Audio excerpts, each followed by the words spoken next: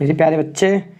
और आज के इस क्लास में आप लोगों के लिए कुछ ऐसा सिखाने वाले हैं। आज के क्लास ये मेरे बच्चों के लिए ही केवल नहीं, ये उन सभी लोगों के लिए है जो खुद को रिप्रेजेंट करना चाहते हैं, खुद को इंट्रोड्यूस करना चाहते हैं। ठीक है, तो आज मैं आपको इंट्रोडक्शन कैसे दिया जाता है, अपने आप को इंट्रोड्यूस कैसे किया जाता है, लो टू हाई लेवल तक सिखाऊंगा। आप इसका उपयोग कहीं पर भी कर सकते हैं, इंटरव्यू से लेकर जनरल, कॉलेज, स्कूल, हर जगह कर सकते हैं। आज के इस वीडियो में मैं आपको पूरा का पूरा एक एक चीज़ क्लियर कर दूंगा। बोर्ड से आना चाहिए था लेकिन बोर्ड से मैं नहीं आ पा रहा हूँ, क्योंकि बोर्ड से आने के लिए क्लास में जाना पड़ रहा है मुझे, ठीक है ना, इसलिए। चलिए, तो आइए हम लोग शुरू करते हैं और आशा करते हैं कि आप लोगों को बहुत अच्छा पसंद आएगा और इससे आप को यदि थोड़ा सा भी नॉलेज मिले, आपको सीख पाए, लगेगा कि नहीं मेरे लिए ये लाभदायक है, तो एक लाइक और एक कमेंट प्यारा से ज़रूर कीजिएगा। चलिए शुरू करते हैं। तो हमारा आज का टॉपिक है, आज का हमारा टॉपिक है हाउ टू इंट्रोड्यूस योरसेल्फ। इसे आप लोग शॉर्टकट में इंट्रोडक्शन भी कहते हैं, इंट्रोडक्शन कहते हैं, ठीक है ना, परिचय। तो सबसे पहला चीज़ क्या होता है, देखिए, मान कर चलते हैं कि इंट्रोडक्शन या इंट्रोड्यूस या योरसेल्फ आप किसी इंटरव्यू के लिए तैयार कर रहे हैं, या आप खुद को रिप्रेजेंट करने के लिए तैयार कर रहे हैं, या स्कूल, कॉलेज, कहीं पर भी। तो एक सबसे महत्वपूर्ण चीज़ होता है ग्रीट, जिसे हम कहते हैं आम भाषा में ग्रीट, ठीक है ना। ये आपको बोलना नहीं है, ठीक है। ग्रीट का मतलब होता है ना, जैसे हम हिंदी में क्या करते हैं, कहीं पर भी जाते हैं तो सबसे पहला हमारा काम होता है नमस्कार, प्रणाम, होता है ना। उसी तरह हम इंग्लिश में good morning, good afternoon, good evening, ऐसे समय के अनुसार इस ग्रीट का प्रयोग करेंगे, ठीक है ना। जैसे मान लीजिए सबका एक जगह हम लिखूंगा भी, ठीक है ना, अभी समझा रहे हैं। जैसे मान लीजिए हम सुबह में हमारा यह इंटरव्यू हो रहा है या इंट्रोडक्शन मुझे देना है, तो लिखेंगे good morning, good morning, good morning, ठीक है ना। यस, यदि आपका शाम दोपहर का हो तो गुड आफ्टरनून, यदि शाम का हो तो गुड इवनिंग, आप इसके अनुसार लगा सकते हैं, ठीक है ना। इसके अलावा ग्रीट एक और होता है जिसमें आप लोगों ने देखा होगा जनरल भाषा में हाय, हेलो, ठीक है ना, हे, ठीक। इसके अलावा व्हाट्सअप है, व्हाट्सअप होता है ना। तो इन चीज़ों का प्रयोग, देखिए, ये जो होता है ना, यह फॉर्मल होता है, यानी फॉर्मेट होता है, ठीक है ना, फॉर्मेट होता है, ठीक है। और ये इनफॉर्मेट होता है। फॉर्मेट इनफॉर्मेट का मतलब यह हुआ ना, औपचारिक, अनौपचारिक, ठीक है। ये वाला ऊपर वाला औपचारिक है, नीचे वाला अनौपचारिक, ठीक है ना। तो इस वाले चीज़ का प्रयोग आप लोग स्कूल, कॉलेज या इंटरव्यू वगैरह के लिए प्रयोग ना कीजिएगा, क्योंकि ये बस फ्रेंड्स तक ही सीमित है, दोस्तों, फ्रेंडों तक ही सीमित इसे रखना है, ठीक है ना। हाय, हेलो, हाय राजू, हेलो, ऐसे बोला जाता है, ठीक है ना, हाय रामचंद्र। लेकिन यदि आप इंटरव्यू में है, स्कूल या कॉलेज में है, तो उसके लिए good morning, good morning sir, good morning sir, good afternoon sir, ऐसे बोलना है, ठीक है ना, बिल्कुल ओके, समझ में आ गया ना। इसके बाद ये चीज़ ना, आपका ये नहीं कि हम बता दें कि इंटरव्यू में आपका पूछा जाएगा हाउ टू इंट्रोड्यूस योरसेल्फ, तो आप ये बोलिएगा, नहीं नहीं, ये आप जब एंट्री मारेंगे उसी समय ये वाला ग्रीट जो है पूरा हो जाना चाहिए, ठीक है ना। आप पहुँचे वहाँ पर तो आपसे मतलब आमना सामना हुआ तो उसी पर हाँ गुड मॉर्निंग सर, या आप एंट्री किए गेट में तो गुड मॉर्निंग सर, ऐसे बोल देना है, ठीक है ना। इसके बाद अपना नाम बताना है। अपना नाम कई तरीक़ा से बता सकते हैं, माई सेल्फ, ठीक है ना, जैसे मेरा माई सेल्फ सोनू, ऐसे बता सकते हैं, चाहे माई नेम इज सोनू, ऐसे बता सकते हैं, चाहे आई एम सोनू, ठीक है ना, ऐसे बता सकते हैं। कई तरीका है, ठीक है ना। इसके बाद आपको नाम बताना है, जैसे कि मान लीजिए हम लिख देते हैं, मुझे लग रहा है कि मेरा यही ठीक रहेगा, माई नेम इज सोनू, ठीक है ना, माई नेम इज सोनू। इसके अलावा हम ये भी कह सकते हैं कि आई एम सोनू, ठीक है ना, या इसके अलावा माई सेल्फ सोनो ऐसे भी यूज कर सकते हैं, लेकिन हम अभी के लिए यही छोड़ देते हैं, ठीक है ना।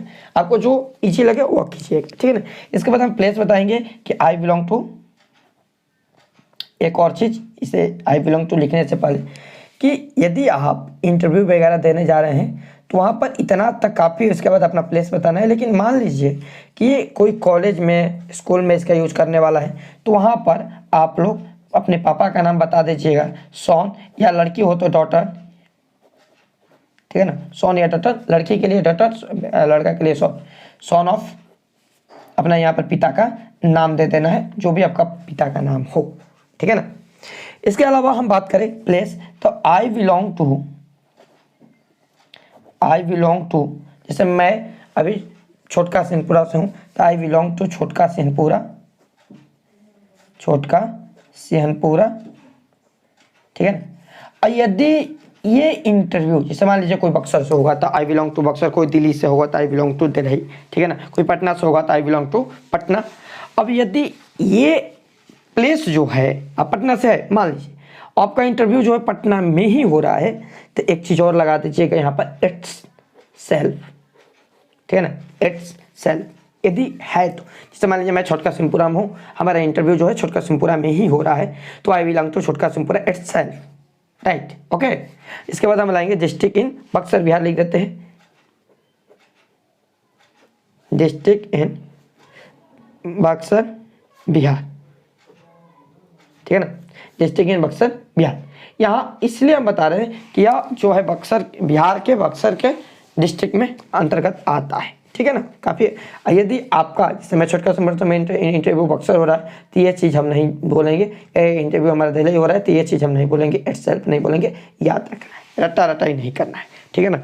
जब आप बोले तो ऐसा ना लगे ना कि हम रट कर बोल रहे हैं, ठीक है ना, ओके।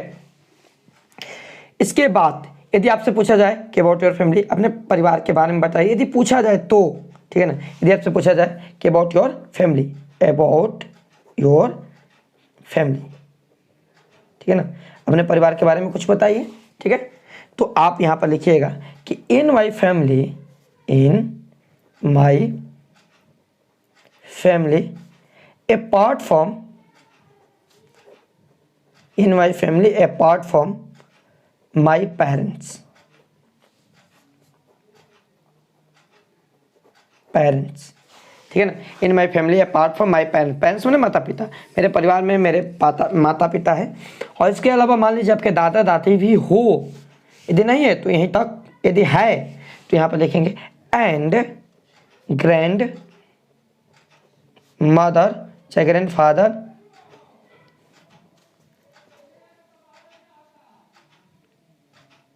एंड मदर्स, ठीक है ना, and grand father and mother, ठीक है ना। यदि आपके केवल दादा हो तो फादर, यदि केवल दादी हो तो मदर, ठीक है ना, जैसे भी आपका सिचुएशन हो उस तरह जरूर लिख लीजिएगा, ठीक है ना। यहाँ तक समझ में आ गया। अब इसके अलावा यदि हम परिवार में तो भाई बहन भी होंगे ना, तो उसे भी बताएंगे कि आई हैव, मान लीजिए, अब यहाँ पर ध्यान रखिएगा, यदि आपके भाई बड़े हैं तो एल्डर, और छोटे होंगे तो यंगर, बड़े होंगे तो एल्डर, छोटे होंगे तो यंगर, ठीक है ना। तो मान लीजिए अभी एग्जांपल के लिए हम मान लेते हैं कि मेरे 2 बड़े भाई हैं और एक छोटी बहन है या एक छोटी भाई है, कोई भी एग्जांपल के लिए, तो यहाँ पर लिखेंगे आई हैव 2 एल्डर, 2 है ना तो 2 है तो एल्डर ब्रदर्स, यदि आपके बहन हो तो सिस्टर्स, जैसे हो आप इसके अनुसार लिखिएगा, ठीक है ना, यानी कि यहीं छाप लीजिए 2 elder brothers and a younger sisters, ठीक है, सॉरी एक है तो सिस्टर, एक साथ लिखो तो सिस्टर्स, ठीक है ना। इतना समझ में आ गया, यहाँ तक कोई दिक्कत नहीं है, ठीक है ना। अब हम अपना क्वालिफिकेशन बताएंगे, फैमिली हो गया ना। अब हम अपना, ये जब पूछा, ध्यान है, जब पूछा जाए तभी, ये नहीं कि हम शुरू हो गए तो अंत कर देंगे, ऐसा नहीं करना है, जब आपसे पूछा जाए तब ही बताना है, ठीक है ना। अब इसके बाद हम लोग क्वालिफिकेशन करेंगे, क्वालिफिकेशन बताएंगे ये भी आपसे पूछा जाएगा क्वालिफिकेशन, नहीं तो कॉलेज या स्कूल के आप बच्चे हैं तो आप लोग बिना पूछे इसे बता सकते हैं। बस इतना कि जैसे कि I am in class 12th, I am in class VSC, I am in class 12th standard, ऐसे आप लोग बता सकते हैं। ठीक है ना। चलिए जैसे मान लीजिए मैं यहाँ पर ऐसे मान लेते हैं कि हम 12th क्लास में पढ़ते हैं, तो लिखेंगे हम लोग I am in class 12th। ठीक है ना। या I am in 12th standard, ऐसे भी लिख सकते हैं 12th standard stem science, stem in science. ठीक है ना। या आर्ट्स या कॉमर्स, जो भी हो आपका, ऐसे आप लोग लिख सकते हैं। ठीक है ना, कोई दिक्कत नहीं है। ठीक है। यदि मान लीजिए आप 12th पास कर गए हैं तो लिखेंगे I am pass eight 12th, अब बोर्ड के नाम बता देंगे, बिहार बोर्ड एजुकेशन, जो भी आपका बोर्ड हो ऐसे बता देंगे। ठीक है ना, कोई दिक्कत नहीं है यहाँ पर। ठीक है। यदि मान लीजिए कि आप 12th पास कर गए हैं तो लिखेंगे कि I am pass eight 12th। ठीक है ना। इसके अलावा लिखेंगे कि मान लीजिए ग्रेजुएशन कर रहे हैं, 12th कर रहे हैं अभी, तो लिखेंगे आई एम अपेयरिंग ग्रेजुएट, या आई एम अपेयरिंग 12th, जो भी आपका हो ऐसे लिख सकते हैं। ठीक है ना। ओके, ऐसे आप लोग बता दीजिएगा। इसके अलावा यदि आपके पास कोई एडिशनल क्वालिफिकेशन हो, जैसे मान लीजिए बहुत सारे बच्चे कंप्यूटर कोर्स किए रहते हैं, बहुत सारे बच्चे बेसिक कोर्स कुछ अलग से किए रहते हैं, तो आप लोग एडिशनल भी बता सकते हैं, एडिशनल क्वालिफिकेशन भी बता सकते हैं, एडिशनल क्वालिफिकेशन भी बता सकते हैं। ठीक है ना। तो एडिशनल क्वालिफिकेशन या स्किल्स होता है ना, जैसे मान लीजिए मेरे पास मान लीजिए मैंने कंप्यूटर कोर्स किया है। ठीक है ना। और कंप्यूटर में हमने ADCA का कोर्स किया है, या KYP का, KYC का, या मान लीजिए BCC का, जो भी कोर्स हो आपने किया हो, तो हम लिखेंगे आई हैव, जैसे मान लीजिए हम मानकर चलते हैं ADCA का कोर्स, तो I have done 1 year ADCA computer course. ठीक है ना। यदि आप यहाँ पर डिपार्टमेंट बताना चाहते हैं कहाँ से हमने किया है, तो ADCA कंप्यूटर कोर्स इन वाईफाई कंप्यूटर लिख सकते हैं। ठीक है ना। इन या फ्रॉम अच्छा रहेगा, फ्रॉम वाईफाई कंप्यूटर लिख सकते हैं। ठीक है ना, कि हमने यह कोर्स किया है। I have 1 year ADCA computer course, या I have done 1 year computer course in ADCA, ऐसे लिख सकते हैं, बिल्कुल कोई दिक्कत नहीं। ठीक है ना। अब 12th वाले 10th वाले पढ़ने लिखने वाले बच्चे के लिए तो इतना सही है। इसके बाद अपना हॉबी बताइएगा। ठीक है ना। लेकिन मान लीजिए यदि इसमें कोई एक्सपीरियंस वाला व्यक्ति हो, ठीक है ना, मान लीजिए कोई काम कहीं पर किया हो, आप इंटरव्यू दे रहे हैं नौकरी के लिए, तो आपके पास जो भी एक्सपीरियंस हो, यहाँ पर आप अपना एक्सपीरियंस बता सकते हैं। एक्सपीरियंस याद रहे, ये 12th कॉलेज वाले जो बच्चे हैं वह नहीं ये बताएंगे, क्योंकि उनका एक्सपीरियंस का मतलब ना आपने किस काम को किया है कितने समय तक। तो 12th पढ़ने वाले जो बच्चे होते हैं ना, वह लगभग काम नहीं, 18 साल से तो काम नहीं करेंगे, तो वो एक्सपीरियंस नहीं बता पाएंगे। यदि आप जो है पढ़ाई लिखाई करके कहीं पर नौकरी करके किसी दूसरे नौकरी के लिए इंटरव्यू देंगे, तो वहाँ पर अपना एक्सपीरियंस बताना अनिवार्य है, यदि है तो। नहीं तो यदि आपसे पूछा जाए कि एक्सपीरियंस, तो बोल दीजिएगा नो एक्सपीरियंस थैंक्स, ऐसा बोल सकते हैं। ठीक है ना। यदि है तो जैसे मैं लिखता हूँ, मैं अपना एक्सपीरियंस लिखता हूँ कि आई हैव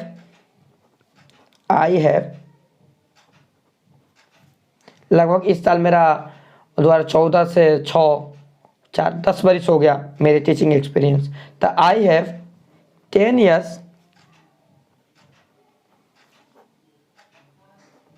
टीचिंग एक्सपीरियंस। चलो हम अपना एक्सपीरियंस बता दिए कि I have 10 years teaching experience. ठीक है ना, कि मेरे पास टीचिंग एक्सपीरियंस है। यदि मान लीजिए आपके पास कोई अदर टीचिंग एक्सपीरियंस हो, ठीक है ना। तो उसमें आप लोग अपना बता दीजिएगा।